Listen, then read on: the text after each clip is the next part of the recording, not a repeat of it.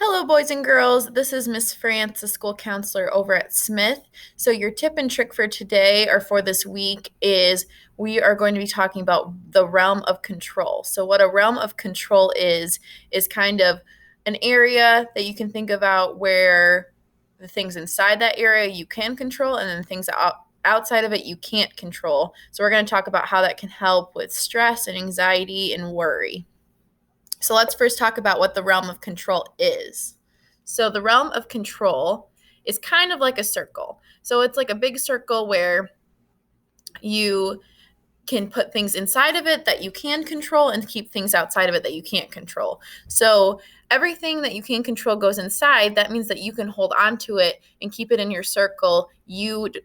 When you have control of it, then it's inside of your circle. The things outside, you can't control. So there's no point in worrying about them or having anxiety about them because they're things that are just outside of your control. So now we're going to go through some different things that might happen in your life and talk about whether or not they're inside your realm of control or outside your realm of control. So the first one we're going to talk about is weather. So weather is something that a lot of people and a lot of kids and even myself sometimes worry about.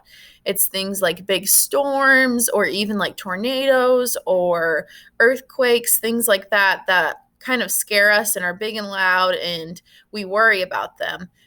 But is the weather something that we can control or something that we can't control? Would it go inside of our circle or would it go outside of the circle?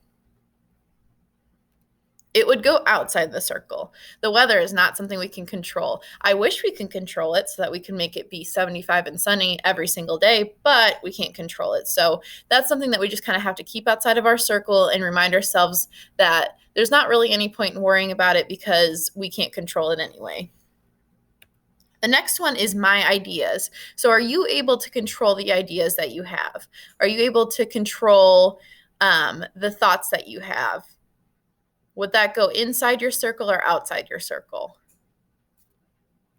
That would go inside your circle. You can control the thoughts you have. You can control if your ideas are positive ones or if they're negative ones. You can control if your ideas are building someone else up or if they're taking someone else down. You can control if your ideas are kind or if they're not so kind. So you have control over that. And that also means that you're responsible for it. So you're responsible for the ideas you have and how you treat people with those ideas. The next one is your words. Are your words something that you can control? Would they go inside your circle? Or is it something you can't control and it goes outside your circle? It would be something that you can control. So you can control what you say to people or the things you say about people when they're not around you. You can control if you're going to call people names or if you're going to say nice things about them. You're going to control if you're going to give someone a compliment or if you're going to say something rude. So again, that's something that we have control over, but we also are responsible for. So you're responsible if you're going to call somebody a mean, or if you're going to say something mean to someone or say something nice. So we want to try to always be kind with our words. The next one is others' actions. Is that something that we can control that goes inside our circle or something we cannot control?